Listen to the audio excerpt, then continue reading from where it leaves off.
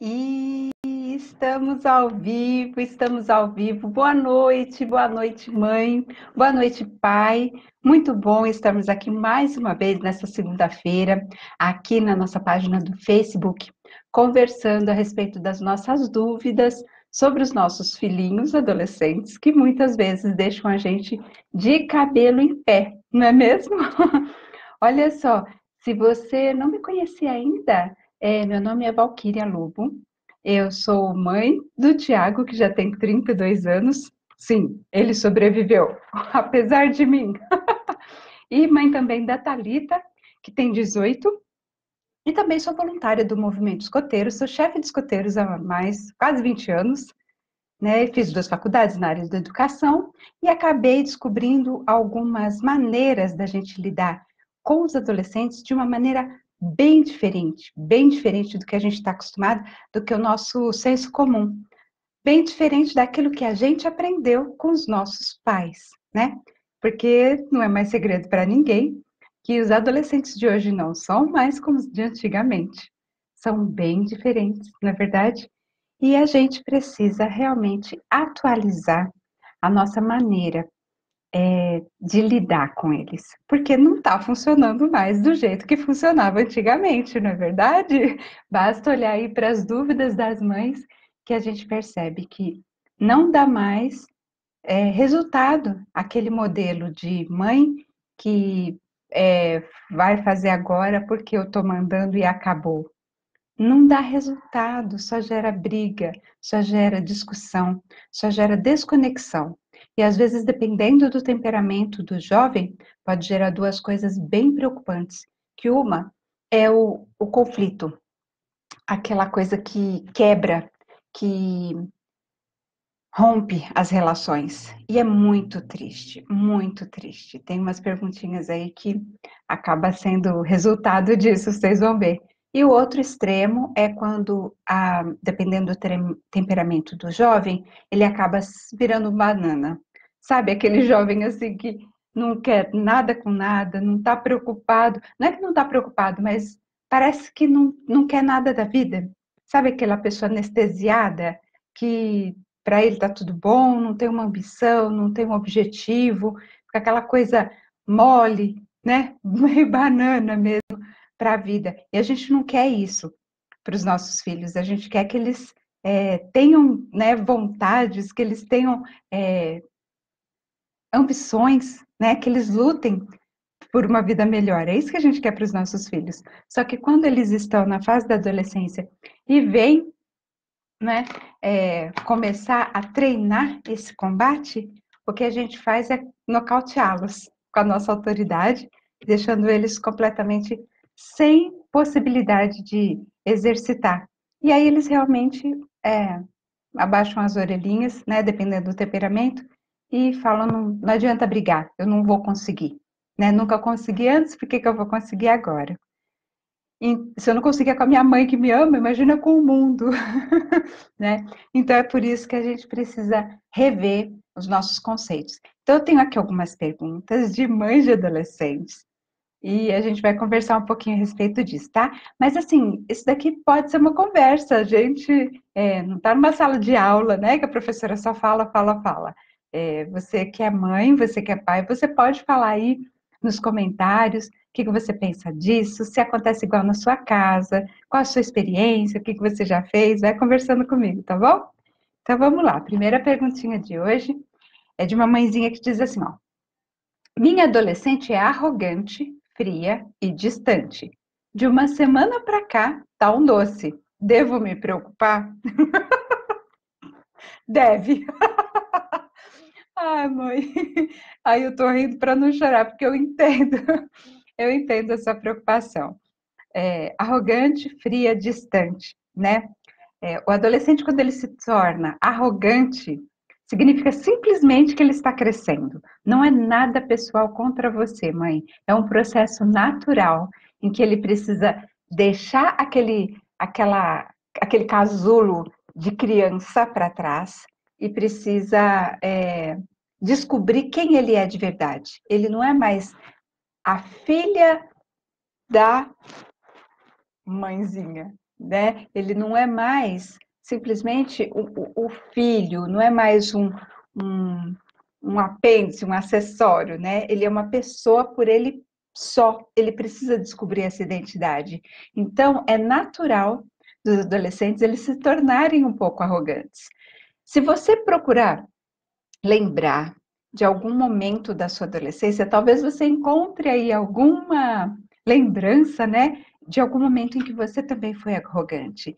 Eu lembro que eu tinha uma certeza absoluta de algumas coisas, que é uma certeza assim, de que eu já, por exemplo, quando eu vi alguém assim, lembro perfeitamente de uma vez que eu vi uma pessoa pedindo esmola na rua.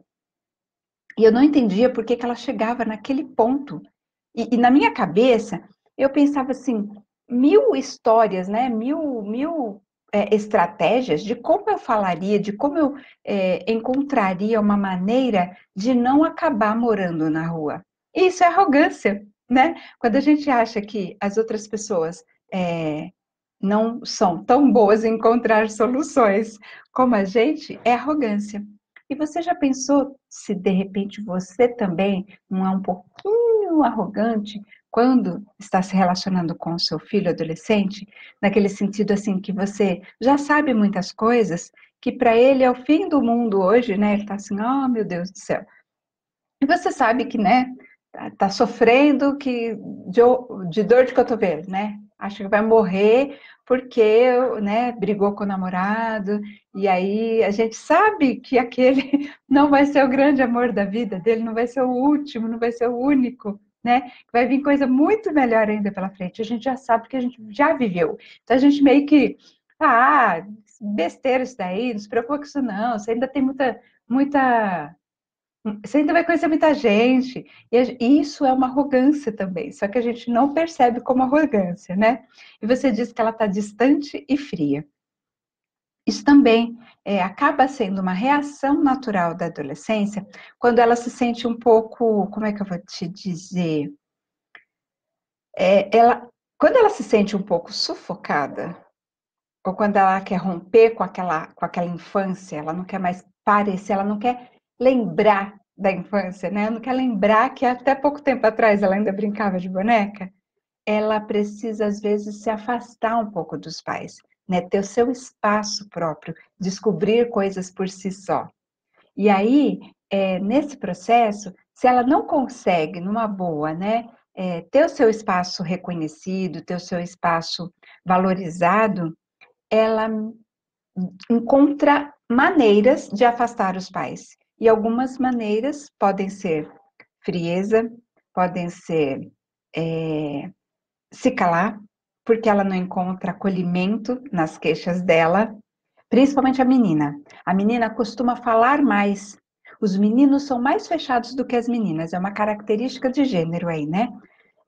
Ambos se recolhem um pouco mais, mas as meninas tendem a falar um pouco mais do que os meninos. Só que quando ela fala, talvez ela não esteja encontrando apoio para as dores dela, para as dificuldades dela. Talvez ela esteja encontrando um ambiente meio hostil, ou que critica demais, ou que menospreza a dor dela, né? E isso faz com que ela se sinta receosa em se aproximar, em desabafar com você, em contar as coisas dela, né? Já tem aquelas coisas que ela está descobrindo da adolescência, né? Que são novas, aqueles sentimentos pelos meninos e tudo mais, né?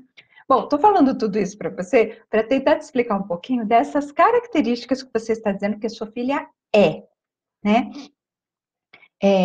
Há um rótulo aí, né? Há um julgamento. Você está dizendo, minha filha é arrogante, é fria e é distante.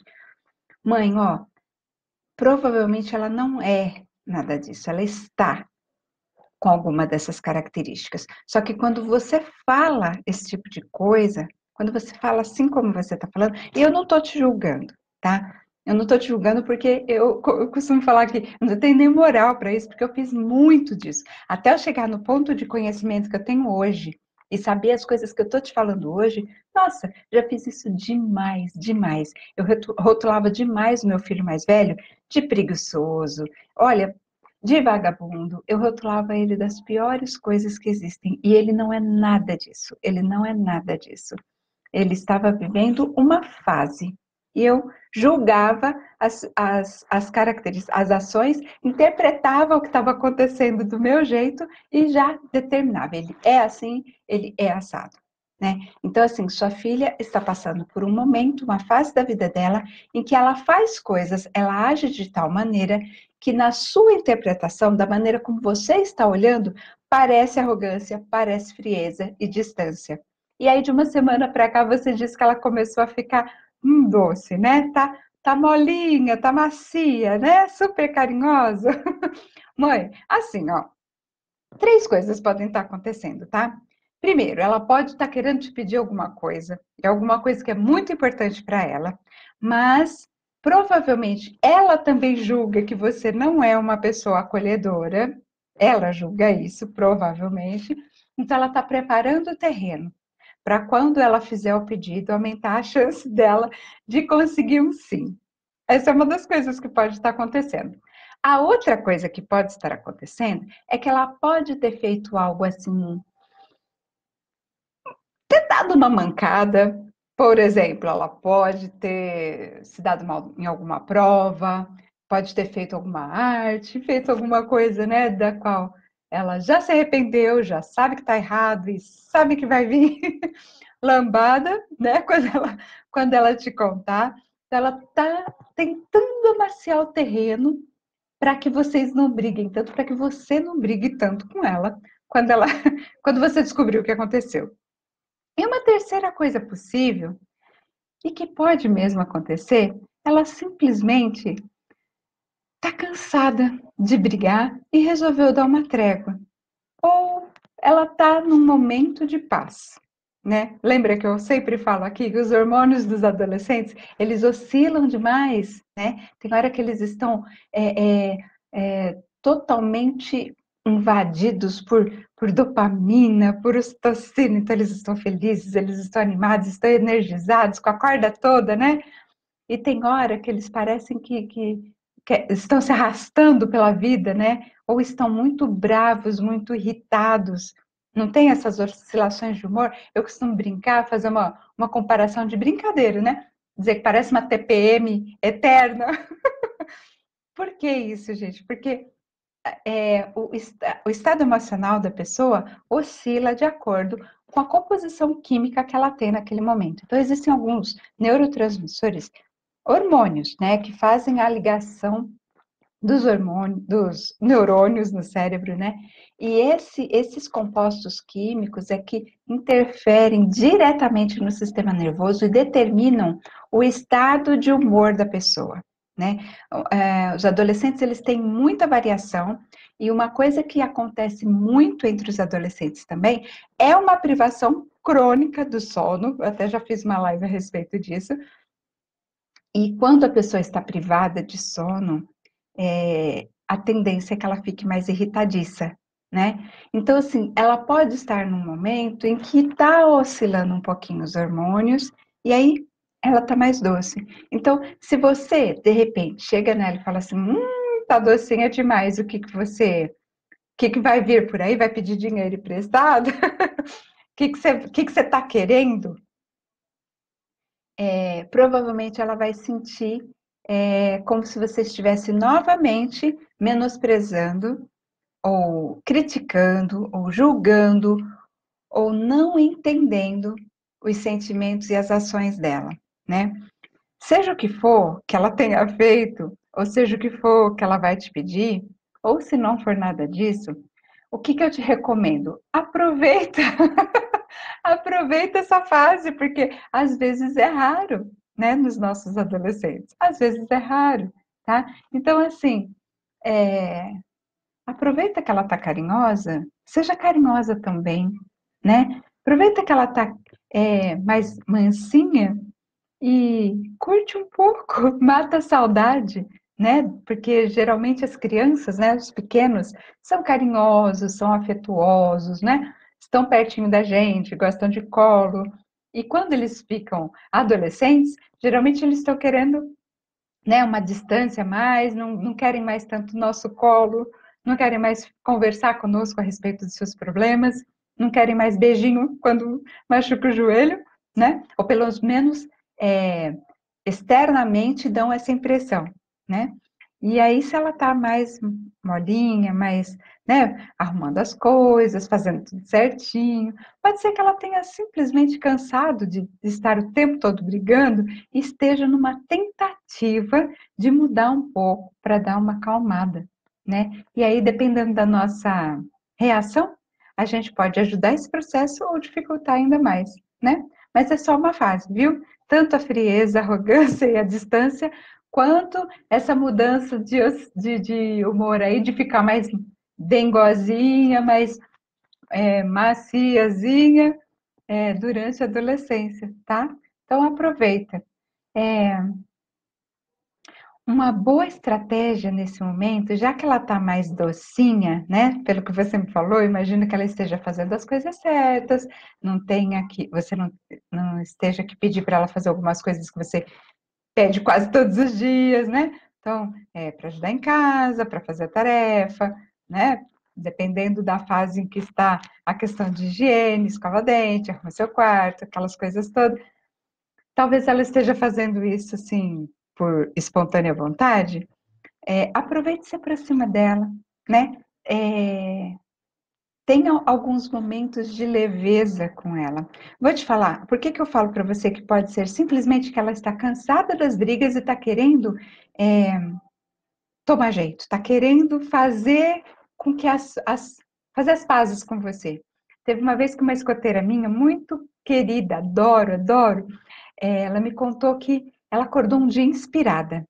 E ela sempre brigava muito com a mãe dela, porque a mãe dela sempre pedia para ela lavar louça, fazer algumas coisas dentro de casa, enquanto a mãe trabalhava, né? Como todo adolescente, nunca fazia. E ela falou que um dia ela simplesmente acordou inspirada e com vontade. Não, dessa vez eu vou fazer minha mãe ter orgulho. Hoje minha mãe vai ficar feliz, vou fazer minha mãe ficar muito contente. Eu vou lavar toda a louça antes dela chegar. Quando ela chegar, vai estar tudo arrumado. E aí ela vai ficar muito feliz e a gente vai voltar às boas.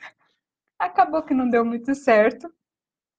Porque, infelizmente, né, essa mãe não tinha despertado ainda para elogiar o que está bom, no lugar de focar só naquele ponto que falhou, porque essa minha amiguinha, ela esqueceu de enxugar e guardar. Ela lavou toda a louça, um monte de louça, segundo ela, né? E quando a mãe chegou, a expectativa dela é que, nossa, a mãe vai chegar e vai, né, vai elogiar e vai abraçar e vão ser felizes para sempre. E, na verdade, a mãe nem notou que ela tinha, inicialmente, né, nem notou que ela tinha lavado a louça. E quando ela chamou a atenção da mãe para dizer, mãe, olha, você não viu? Eu lavei toda a louça. A mãe simplesmente falou, mas você nem enxugou e guardou, então não valeu nada. Aí ela foi lá para baixo de novo, né? E aí ela repetiu uma frase muito comum dos adolescentes que nada do que eu faço tá bom para minha mãe, tá? Então, assim, se você vive triste porque ela tá fria, distante, arrogante, e você reclama disso, agora que ela está doce, o que é que você está fazendo? Não quero que você fique chateada. A gente faz essas coisas mesmo. A gente faz porque a gente não está sabendo, a gente não está informada. Mas agora, estou te dando uma luz, estou te dando. Eu estou falando isso para você, mas é com amor, sabe? E é um amor de quem já viveu isso, de quem já fez isso também, muitas vezes. Né? Eu tenho uma frase que eu costumo dizer até automaticamente. Quando uma pessoa me faz um elogio, eu brinco, assim, vai pedir dinheiro emprestado?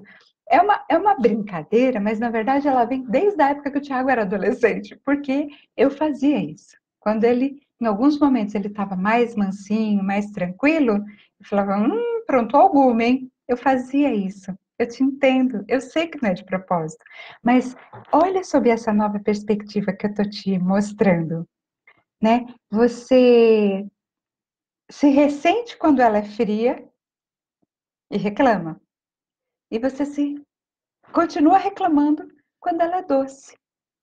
Então, o que ela vai fazer? Nenhum jeito tá bom, nunca agrada. Percebe isso? Tá bom, mãezinha? Eu realmente, eu peço de coração que você não fique chateada. Eu não tô falando isso para te apontar dedo, para te acusar, porque para isso tem bastante gente, né? Para dizer que a gente é uma péssima mãe, para aumentar a nossa culpa, e não é nada disso que eu tô te falando. Pelo contrário, tá bom? Eu tô te falando que eu te entendo perfeitamente, estou te mostrando um outro aspecto que talvez você não tenha visto ainda. E isso é normal, tá bom? Acolhe também a sua, vamos chamar de falha, né? A sua falta de visão desse jeito, né? Novo de olhar para o filho, porque a gente precisa se acolher também, né? Se a gente só bate na gente, se a gente só critica a gente o tempo todo, não cria um espaço para a gente evoluir, que a gente está sempre naquele estado de culpa, né? De se autoflagelar, de se criticar. Isso não é saudável. A gente, né? Errou, bola para frente, vamos fazer melhor daqui para frente, né? Tô vendo uns coraçõezinhos aí, gente. Quem que tá aí? Comenta comigo. Quem que tá aí? Bom, mãe, espero que eu tenha te dado uma luz aí. Vamos ver se aproveita essa fase boa aí da sua filha, né? E se aproxima dela, né? Troca uns carinhos, umas conversas, tá bom? Vamos lá. Outra pergunta. Meu sobrinho, 15 anos, falou para a mãe dele que está namorando e que conversou com a mãe da menina de 14 anos e que a mãe concordou. Isso por mensagem de zap. Minha cunhada, a mãe do menino de 15, né? Tá sem saber se fala pro marido dela, pai dele. Meu irmão é meio ignorante. O que acha? Detalhe: ele disse para a mãe que o namoro é por mensagem. Moram longe, estudam em escolas diferentes. A menina antes morava perto dele e mudaram. Ai, então. Ó, esse negócio de namoro é uma coisa assim. Já falei aqui também uma vez. É, a fase da adolescência é a fase em que eles estão treinando para ser adultos, né? Eles estão experimentando. E essa fase, assim, de se interessar pelos meninos, pelas meninas, pelos crushes, né? Começar a querer namorar, é nessa fase mesmo que acontece. E para eles é uma coisa, assim, linda, mágica, maravilhosa, né? Só que, assim, quando a gente fala namorar, às vezes a gente põe esse namoro adolescente sob uma perspectiva assim, como se fosse um namoro de adulto, já para já noivar e casar, e não é nada disso. Eles estão experimentando, né? É claro que existe todo um contexto aí em que a gente precisa orientar esses jovens, porque a partir do momento em que a menina menstruou e o rapaz teve ali a sua primeira ejaculação, biologicamente, quer dizer, fisicamente, eles estão prontos para conceber um bebê, né? Então, se houver ali uma oportunidade e não houver orientação, eles já podem sim, né, de repente, acabar aí com uma gravidez precoce nas mãos para, né, para embaralhar um pouco esse percurso. Então, é necessário sim que a gente já tenha orientado desde pequenininho, né, toda essa questão da sexualidade, porque a sexualidade não é uma coisa que aparece de repente, a sexualidade está na nossa vida desde que nós somos bebês, né? Só que existe uma cultura, né, da nossa sociedade em que esse assunto é meio tabu, a gente não conversa muito. E se a gente tiver dificuldade, existem algumas maneiras. Eu já fiz inclusive uma live lá no YouTube, em que eu dei várias dicas práticas de como é que a gente chega e aborda os filhos da gente sobre esses assuntos, né? Mas não é bem essa a sua pergunta, né? A sua pergunta é se conta para o pai ou não. Precisa entender alguns pontos. Primeiro, se ele falou para a mãe dele, é um excelente sinal, porque o que acontece na maioria das vezes é os adolescentes escondendo esse tipo de situação que acontece na vida deles, esconder dos pais, né? E geralmente esconde quando tem uma repressão muito grande, quando tem uma crítica muito grande, né? Quando a mãe é muito brava, aí eles acabam, né, ficando com receio de levar bronca, de ter ali algum tipo de situação conflituosa. Eles se recolhem e não contam nada. Se ele contou, já é um ótimo negócio, já é um ótimo sinal. Sinal de que ele tem confiança na mãe. Se ele foi falar com a mãe da menina, é uma graça isso, gente. Que fofura! Que fofura! E que legal dessa mãe também, né? De, de acolher, né? Essa relação deles. E tá mesmo nesse nível, né? De distantes, eles não têm muita possibilidade de se verem muito, né? Porque moram longe e tudo mais. Então, assim, não precisa dar uma relevância maior do que é necessária, sabe? É importante, sim, a gente, como eu falei antes, né? A gente orientar, mas, gente, ó, quando eu falo orientar, não adianta você chegar nele e falar assim, ó, juízo, hein? Ou então, ó, põe camisinha nesse piu-piu, hein? Gente, isso não serve para nada. Juízo, juízo, juízo. Quando você peneira, a pessoa fala para você assim, juízo, aí você peneira. Essa informação não sobra nada, não tem nada de concreto, não tem nada de substancioso ali, de específico, que possa orientar. Só que gera mais dúvida. A gente tem que falar as palavras exatas, exatamente o que é juízo, né? Que é realmente usar preservativo se acontecer de chegar a esse ponto. Mas posso falar, maioria nessa idade ainda, né? Ainda mais se é desse tipo como ele assim, que está namorando e pede para a mãe, geralmente eles não iniciaram ainda, né? Ou sim, né? A vida sexual. Eu tenho vários adolescentes que eu convivo de perto, alguns são meus confidentes, eles, né, vivem me chamando no WhatsApp, chefe Val, isso, chefe Val, aconteceu uma coisa comigo assim, assim, assim. E quando a gente precisa, né, quando tem algum assunto que chega nesse assunto de sexualidade, né, maioria das vezes, né, quando eu vou dar alguma orientação ou falar para eles, né, como eles devem se comportar ou agir, ou quando eu digo, né, olha, conversa com seu pai, conversa com a sua mãe a respeito disso, tal. Se você tiver alguma dúvida, se você tiver vergonha, né, tem chefes lá no grupo que podem te ajudar, tal. Procura, né, se informar direitinho. E às vezes, quando a gente chega nesses assuntos, já cheguei a perguntar alguma vez: olha, posso te fazer uma pergunta íntima, com todo respeito? E geralmente eles dão abertura, né? Falam assim: você já começou a sua vida sexual ativamente? E a maioria das vezes a resposta que a gente tem, quisera eu, né? Sonho meu, chefe, mas ainda não. Mas assim, depende, né? Tem jovens que começam até bem mais cedo que isso.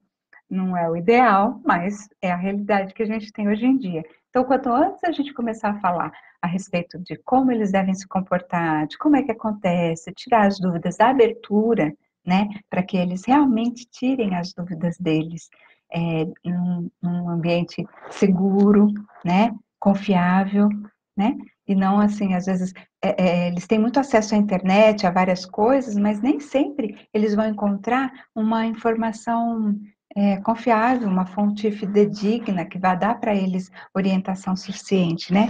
Então, se ele chegou na mãe e já perguntou, é muito legal, tá? Sobre contar para o pai, pensa o seguinte, precisa, porque assim, eu acho que tem momentos e tem jeito da gente falar as coisas, né? Se perceber que é um namorico nada a ver, e achar né, que o seu marido vai, ou que o seu irmão vai ter algum tipo de atitude que vai magoar o rapaz, que vai deixá-lo constrangido, quando se diz que ele é ignorante, eu não sei se é uma pessoa violenta, que vai dizer que não vai admitir esse tipo de situação, que vai falar que é para parar com isso, ou se é o tipo zoeira, né? Que vai começar a tirar sarro do menino, começar a colocá-lo em situações assim constrangedoras, né? Quando você diz que ele é ignorante, eu não sei que, que tipo de ignorância que é, né? Ou se ele vai falar que é muitos adultos falam assim com os jovens, né? Nem saiu das fraldas ainda, já está pensando em namorar. Isso é muito humilhante para eles, principalmente porque eles estão tentando se descobrir adultos, eles estão tentando achar o seu lugar no mundo como adultos, né? Estão treinando para chegar lá. Então, quando você fala esse tipo de coisa, né? Nem saiu das fraldas ainda, é, é muito degradante. E se esse pai, né, não tiver assim, num momento em que você consiga conversar e falar, olha, mas, né, não fala assim, não fala assim, eu não sei. Se o namoro ficar sério, vai ter que contar uma hora, né? Não sou a favor de esconder, não. Mas seria interessante ter uma conversa adulta primeiro com esse pai e mostrar essas coisas para ele, né? Que às vezes a brincadeira magoa, ou que às vezes essa estupidez, né? Essa violência no falar, de desprezar o jovem, de falar que ele, né, ainda está nas fraldas, ainda está cheirando a leite, que isso não é legal. Precisava realmente conscientizar ele antes, né?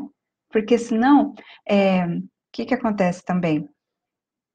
A confiança que o jovem teve em contar para a mãe, se ele pediu para não contar para o pai, precisa ter um jeito bem respeitoso dessa informação chegar para esse pai, mas sempre com o consentimento do jovem, porque se a mãe conta para o pai e o jovem por acaso pediu segredo, né, sendo ela a mãe dele, ele vai sentir que não pode confiar nela. Outra situação em que houver, em que ele quiser confidenciar alguma coisa para ela, ele não vai confiar que ela não vai contar para outra pessoa que não é para contar, né? Se ele conta para ela, é porque ela acolhe. Se ele não conta para o próprio pai, é porque o pai não dá espaço ali para que ele, né, conte as coisas dele.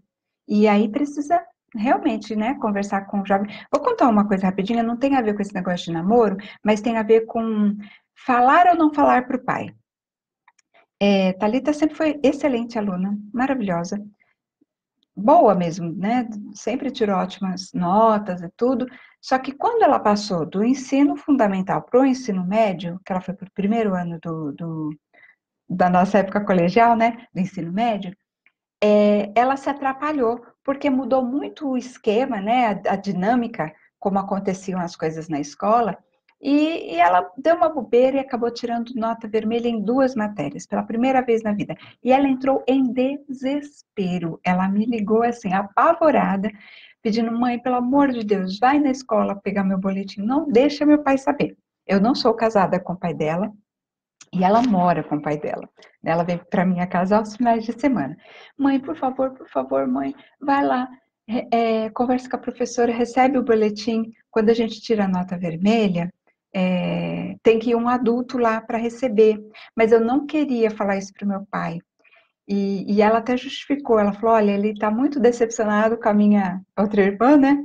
Não é minha filha com a outra pessoa, porque aconteceu algumas situações, ele está muito chateado, tal, ele anda muito bravo, e eu não queria dar essa decepção para ele, não queria causar essa decepção para ele. Eu falei, tá, Thalita, tudo bem, filha, pode deixar, eu vou lá, converso direitinho, peço seu boletim, fica tranquila, eu vou. Mas você sabe que não é certo mentir para o seu pai, isso não é justo, né? Mas eu entendo o seu lado também. Eu sei que às vezes ele pega pesado, às vezes, né, ele pode não estar assim muito, muito receptivo, e talvez ele realmente esteja num momento que ele já está estressado por conta de outras situações, e ele pode realmente ter uma reação aí um pouco, né, drástica. Então eu te entendo, mas você vai me prometer que você mesma vai contar para ele. Você vai esperar passar, você vai recuperar suas notas, e aí quando você sentir um momento propício, você vai contar para o seu pai que você tirou essas notas baixas, porque não é justo enganá-lo, né? É ele quem paga a escola, ele confia em você, e se você faz esse tipo de coisa, você está quebrando a confiança. Então, tudo bem, eu vou lá e eu não vou falar para ele, tá? Porque você está me pedindo para não falar, mas você vai falar. Na hora que você sentir que o clima tá, né, tranquilo, que surgiu uma oportunidade aí, você vai contar para ele. E aí passou o tempo, né? Ele ficou mais tranquilo, passou aquela crise lá que ele estava vivendo naquele momento. Ela acabou contando e foi super tranquilo, não teve problema nenhum. Então, às vezes tem um momento certo de contar, né? E talvez uma conversa assim de adultos, né? Tentando mostrar para esse pai um olhar mais acolhedor, talvez ajude, né? Mas sempre procurando respeitar a confiança do jovem, não quebra essa confiança, não. Porque, olha, pensa bem, ele contou para a mãe. Então, não é uma coisa assim grave que ele está escondendo de ambos os pais, que ele está desprotegido, que ele está desamparado. Tem ali o apoio da mãe, a mãe está ciente, a mãe tem condição de orientar, né? Mas às vezes o momento não é propício para, de repente, contar para o pai. Então, talvez a mãe conversar com esse filho, empoderá-lo, né? Explicar para ele como chegar no pai e contar de uma maneira que ele suporte qualquer reação que o pai tenha, seja de tirar sarro, seja de ser muito contundente, né? Mas deixar um momento mais propício para o rapaz mesmo contar, e não quebrar a confiança dele se ele pediu para não contar. Entende? É respeito, né? É importante mostrar para ele o valor de dizer a verdade. Mas é importante também considerar a necessidade de proteção que ele está sentindo agora, né? Ele está se sentindo desprotegido, ele está se sentindo sem coragem, né, de contar para o pai. Então, talvez seja aí até um indício, né?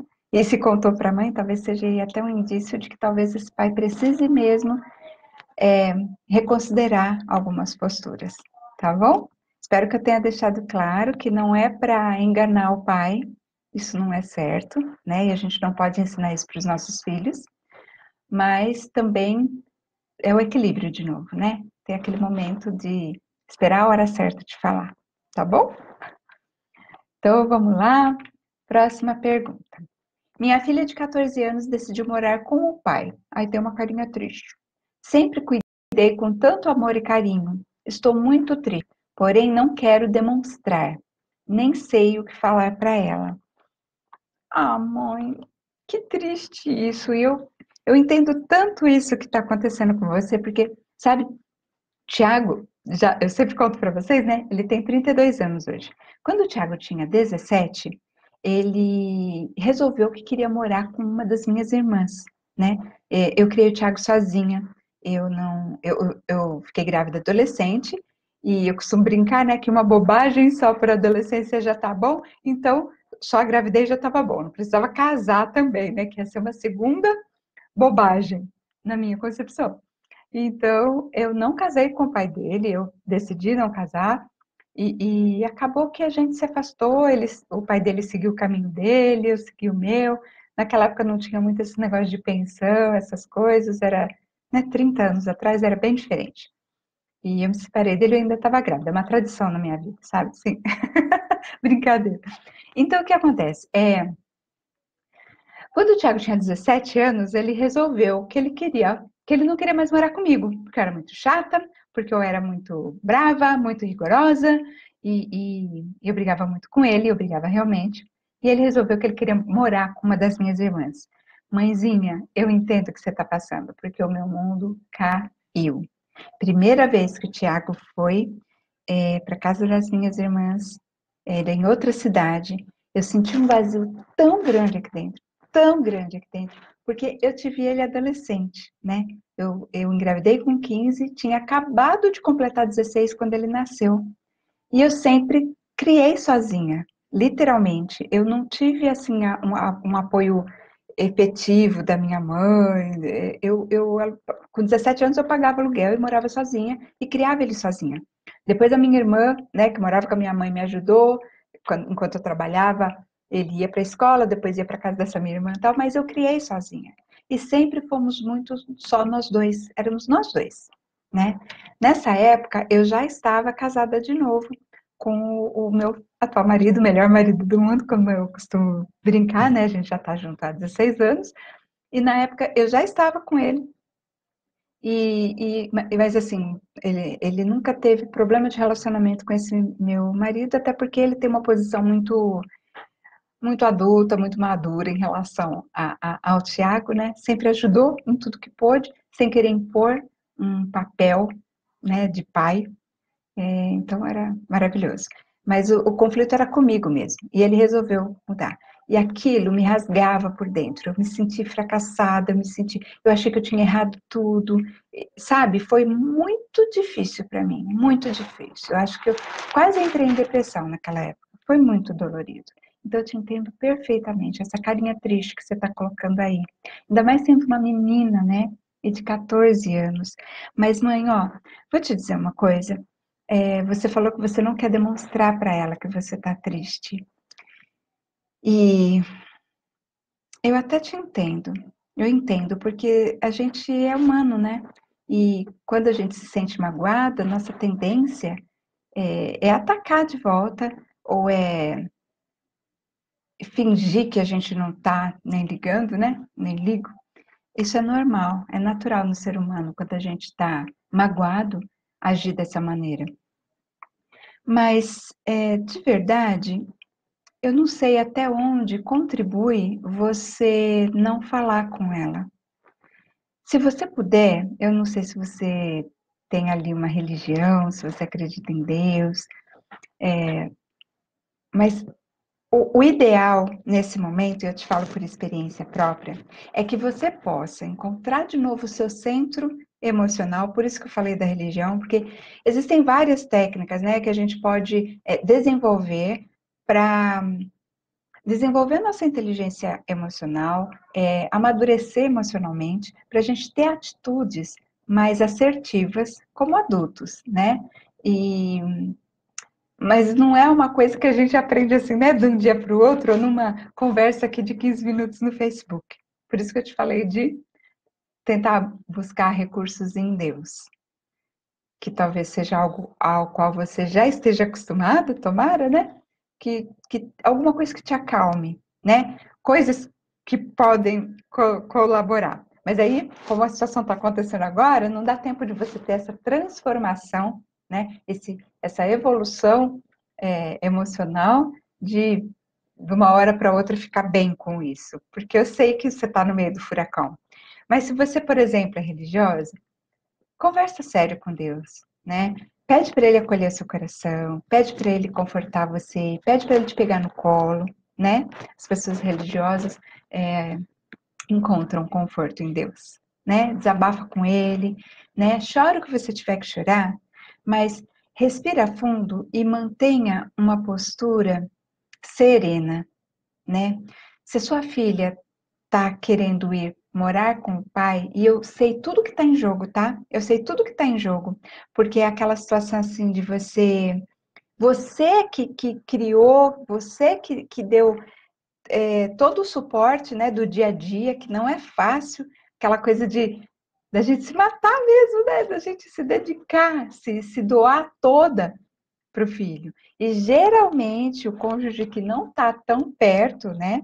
Ele é poupado de algumas coisas. E eu posso falar isso com propriedade, porque eu criei o Tiago sozinha, e eu sei muito bem o que é criar uma criança sem apoio de ninguém. Eu sei perfeitamente o que é. Só que eu estive no outro lado também. De que jeito? Foi uma decisão nossa que, quando eu me separei do pai da Thalita, a gente decidiu que ela iria morar com ele. E olha, sei que muita gente me julgou na época, já passaram 18 anos e a certeza que eu já tinha naquela época se confirmou, que era melhor para minha filha que ficasse com o pai naquele momento, porque eu sabia que de mim ela ia ter toda a atenção mesmo, eu não morando na mesma casa que ela durante a semana, ficando com ela só os finais de semana. Eu sabia que ela estaria melhor amparada até materialmente, né? E eu sabia que havia uma estrutura ali na família do pai dela que iria suprir as necessidades dela. Então, é uma situação atípica, diferente, mas que muita gente julga, né? Porque não estava ali na situação, Já me chamaram de mãe desnaturada e tudo mais, mas não é essa a questão. Estou te falando isso porque eu sei que, por mais que eu esteja presente na vida da Thalita, e eu sempre fui muito presente, ela mesma fala isso, ela que corre para mim quando ela tem os probleminhas dela, ainda é relativamente mais fácil do que aquela situação do dia a dia, né? De você estar ali todos os dias no escova o dente, acorda, vai para a escola, come tudo, vai dormir, sai desse celular. Esse negócio do dia a dia é muito complicado, né? E eu sei o quanto demanda de dedicação, de carinho, de doação mesmo, né? Da gente para a gente criar um filho. E aí, quando esse filho vem e fala para a gente, eu quero morar com meu pai, né? E assim, eu não sei qual é a situação desse seu ex-marido, né? Se ele é um pai presente, se ele está ali, né? Sempre dando apoio. Mas por mais que seja, sempre a gente acha que quem está no dia a dia sofreu mais, ou se dedicou mais, ou pelo menos mais horas foi, vamos, vamos ser sinceros aqui, né? No mínimo, aqueles problemas do dia a dia, sabe assim, ficou doente na escola, você tem que ir lá buscar, e aí você não sabe, né, o que que faz, porque tem que faltar no trabalho para isso, todas essas situações do dia a dia que a gente tem que lidar. Você disse que sempre cuidou com muito carinho, né? Então, eu entendo a sua dor, não parece justo, né? Não parece justo que ela queira morar com o pai. E você se sente triste, mas você não sabe o que falar para ela. Se você conseguir estabelecer essa quietude, essa certeza dentro de você, de que você a ama e de que você quer o melhor para ela, fala, ajuda ela na mudança, de uma maneira que ela entenda que você não está querendo que ela vá mesmo. Não é isso, não está chutando a bunda dela, né? Não está facilitando para ela ir logo. Não é isso. Mas dando apoio. Se ela tomou uma decisão, e olha, nunca é fácil, né? Mudar de uma casa para ir morar em outra casa, se coloca no lugar dela. 14 anos, eu não sei se esse seu ex-marido de repente já tem uma outra família, né? De repente tem uma madrasta lá, né? Não sei se tem outros filhos, não sei como é que é a situação, não tenho todo o contexto, né? Mas com certeza a vida dela lá não vai ser tão boa, entre aspas, como é com você aí. E só tem um jeito dela saber isso. E sabe qual é esse jeito? Exatamente, testando. Quando ela for para lá, e aí no começo vai ser aquela novidade, né? Então vai ser tudo festa, aquela coisa, né? Tudo se ajeitando, tudo mais. Mas aí quando a rotina do dia a dia chegar, aí ela vai perceber que a grama do vizinho, que a gente sempre acha que é mais verdinha, de perto não é tanto assim. Já pensou sobre isso? Já pensou que, na verdade, o fato dela estar resolvendo ir morar com o pai dela, talvez seja a chance dela ver de perto que uma coisa é você ser o pai bonzinho, que pega só de final de semana, e eu posso falar com propriedade disso, porque eu sou a mãe boazinha que pega só de final de semana, então eu sei de como é diferente, né? Daquela situação do dia a dia em que você está sempre entrando em conflito, sempre, né? E rebatendo e vivendo aqueles conflitos, né? Da relação.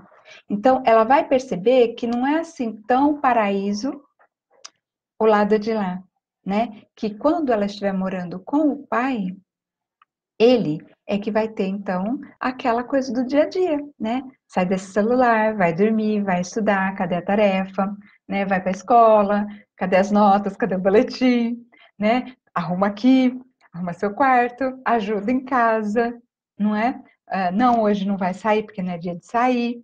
Então, toda essa situação, né, que tem que ser administrada no dia a dia, quem vai ter que fazer é o pai, né? E aí ela vai perceber que talvez não fosse tão ruim assim na sua época. Entende isso? É até assim, meio cruel pensar desse jeito, mas é a realidade. Imagina o que aconteceu depois de alguns meses, quando o Tiago resolveu voltar para casa. O que você acha que veio de, de feedback? A resposta é a seguinte: nunca, lugar nenhum é igual à casa da gente, sabe? Nunca, em lugar nenhum é igual à casa da gente, tá? E por mais que a mãe seja chata, que a mãe obrigue, né, a lavar a louça, que a mãe obrigue a estudar, que a mãe não deixe ficar indo para todas as festas da vida, né, ainda é a mãe. E talvez esse processo ajude a amadurecer um pouquinho. Só que esse é o momento de você dar apoio para ela, porque para ela também não vai ser fácil, tá? Se ela tomou essa decisão, houve com certeza conflitos, né, graves aí na sua casa. Você deve ter tentado colocar alguns limites, colocar algumas regras que ela, na tentativa de não seguir, está tentando usar né, essa rota de fuga aí. Só que ela está iludida, ela está achando que quando chegar lá no pai, vai ser só a festa dos finais de semana, né? Que não tem que acordar tão cedo, não tem que fazer tanta tarefa, né? Só que não, vai ser o dia a dia, do jeito que é aí, né? E se você se mantiver serena, se você se mantiver centrada, se você se mantiver numa postura equilibrada, de equilíbrio emocional, no lugar de esconder dela que você está triste, abre o coração para ela. Fala, filha, eu tô triste que você tá indo. Eu tô me sentindo assim, assim, assim. Mas, ó, cuidado com essa conversa. Essa conversa, ela tem que focar em você, no que você está sentindo, tá? Em como você está vivenciando aquela situação.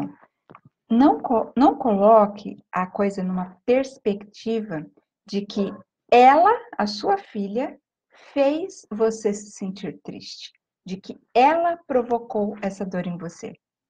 Essa dor é sua. Entende isso? Isso a gente aprende muito quando a gente vai estudar comunicação não violenta, que é aquela coisa de separar, sabe? A gente procura. Vou generalizar aqui, tá? Vou pôr todo mundo no balaio e eu sei que há exceções, que não é todo mundo. Mas a maioria de nós tem a tendência de culpar o outro pelas coisas que nós estamos sentindo. E quando eu vejo alguns comentários de algumas mães, né, eu percebo isso, né, que é o meu filho me deixa irritada, o meu filho me descabela, né, e nesse caso seu, a minha filha me deixou triste. Não foi ela que te deixou triste, você está se sentindo triste com o fato, com a situação. Ela resolveu mudar-se para casa do pai, né? E você está se sentindo triste. Mas não foi ela que causou. Não sei se eu estou conseguindo ser clara.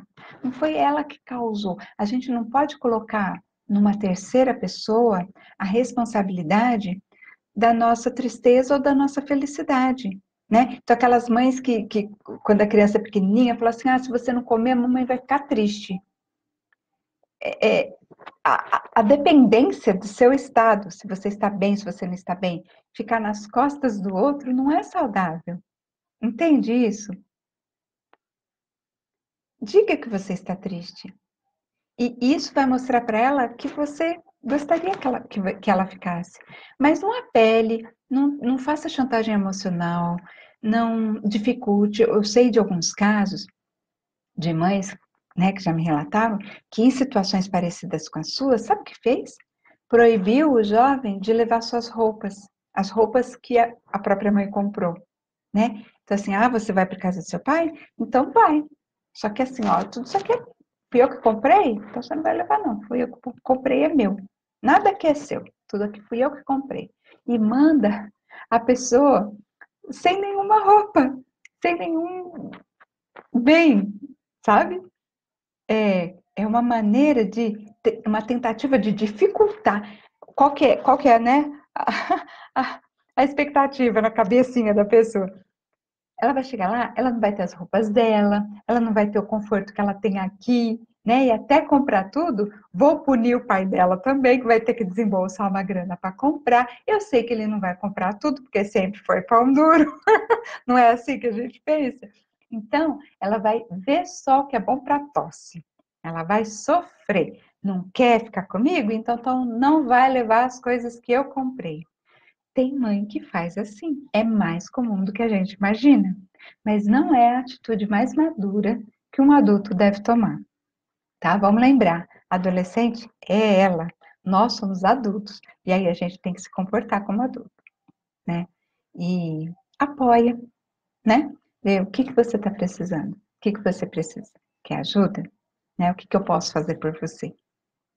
E deixa claro para ela que se ela, se acontecer algo e ela não se der bem na casa do pai, deixe claro para ela que a sua casa sempre vai ser um porto seguro, um local onde ela vai poder voltar, né?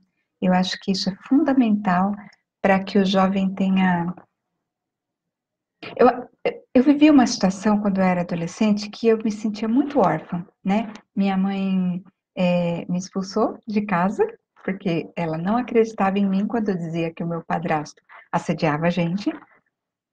Lógico que é uma longa história, qualquer dia eu conto inteira, mas resumindo, eu acabei indo morar fora de casa, ainda adolescente, né? E foi numa situação de rompimento, de conflito com a minha mãe. E eu me sentia um pintinho molhado na chuva. Um, um sentimento tão grande, tão forte de abandono, tão forte, que, olhando para trás, eu mesma tenho dó de mim. Mas assim, passou, né? Sou adulta, superei, não tem problema nenhum, mas eu lembro que é muito dolorido essa sensação de que eu não tenho para onde ir, eu não tenho para onde voltar, eu não tenho um lugar onde eu possa me refugiar. Por isso que eu costumo brincar com os meus escoteiros, eu falo assim para eles, brincando, né? Ó, se você for fugir da polícia, você liga para a chefe Val, que aí você se esconde lá em casa. É uma brincadeira, né? Mas é uma maneira de dizer, assim, se algum dia você se sentir desamparado, você tem um lugar aonde se refugiar, aonde se proteger, aonde alguém te acolha. Entende isso? E é importante para o vínculo seu e da sua filha, hoje e do futuro. Não se esqueça que ela só tem 14 anos e vocês ainda vão viver juntos ainda por mais quantos? 60 anos, se Deus quiser, no mínimo, né? 60, 70 anos, entende? E vocês ainda têm uma vida inteira pela frente. Então, nesses momentos de crise, é que a gente acaba determinando o tipo de relação que a gente vai ter com os nossos filhos quando eles forem adultos, né? Então, quando meu filho foi, eu fiquei muito magoada. Para ser sincera, eu não tenho muito nítido na minha cabeça quais foram as minhas reações. Eu lembro só dessa dor profunda, profunda. Mas quando ele resolveu voltar, eu recebi de braços abertos. Convidei ele para a gente ir numa pastelaria, né, num barzinho, comemos tapioca, e eu tive uma conversa, e eu tratei como um adulto, um jovem adulto. E eu coloquei para ele quais eram as minhas condições, por que que eu agia como eu agia quando ele morava em casa, e o que que eu precisava dele, para que a gente conseguisse, né, se conviver bem, conviver de uma maneira que não houvesse de novo aquele tipo de briga a ponto dele sair de casa, né? Mas eu sempre deixei claro que eu sempre estaria de braços abertos para quando ele precisasse. E isso é fundamental. Então, se você está triste e não sabe o que dizer para ela, diga para ela: eu estou triste, mas eu sempre vou ser sua mãe e eu sempre vou estar aqui para você, viu? Dê um abraço, reconcilie-se com ela, tá? Dê o primeiro passo da reconciliação. Você não vai se arrepender. Tá bom, mãe? Deixa eu ver se eu tenho mais uma pergunta aqui.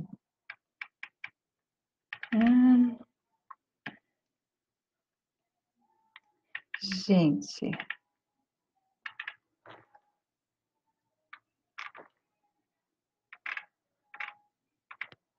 Aqui, ó. Olha, essa pergunta aqui, eu vou ler para vocês, mas assim, eu acho que eu não vou ter condição de responder aqui. Sabe o que eu vou fazer? Com base nessa pergunta de agora, eu vou fazer a live de quarta-feira, tá? E vai valer para você também, viu, mãezinha? Essa mãezinha que a filha tá indo para casa do pai. Assiste quarta-feira no YouTube, eu vou falar com um pouco mais de profundidade de algumas técnicas que vão te ajudar muito. Tem base em comunicação não violenta, tá? Tem esse nome estranho, mas é uma maneira de enxergar as relações humanas incrível, maravilhosa, muda completamente a situação, tá? Tenho certeza que vai te ajudar. E vai ajudar essa mãezinha também, porque, olha só, ela só postou assim no Face. Por que são tão ingratos? Vivem com uma raiva guardada da gente. Não sei por quê. Se damos tanto amor a eles. Gente, ela só falou isso. Por que são tão ingratos? Vivem com uma raiva guardada da gente. Não sei por que se damos tanto amor a eles. Essa postagem teve 548 curtidas de outras mães e teve 220 comentários. Foi uma das postagens que mais bombaram na comunidade de mães que eu acompanho. Teve comentários de todo tipo que vocês imaginam. 220 comentários. Mais de 500, quase 550 curtidas. Significa o quê? Que muitas mães concordam com isso. Que eles são ingratos e que eles tratam a gente com raiva. Né? E por que fazem isso se a gente dá tanto amor a eles? Olha só, alguns comentários. Porque são realmente ingratos e acham que somos obrigados a vida toda a ajudar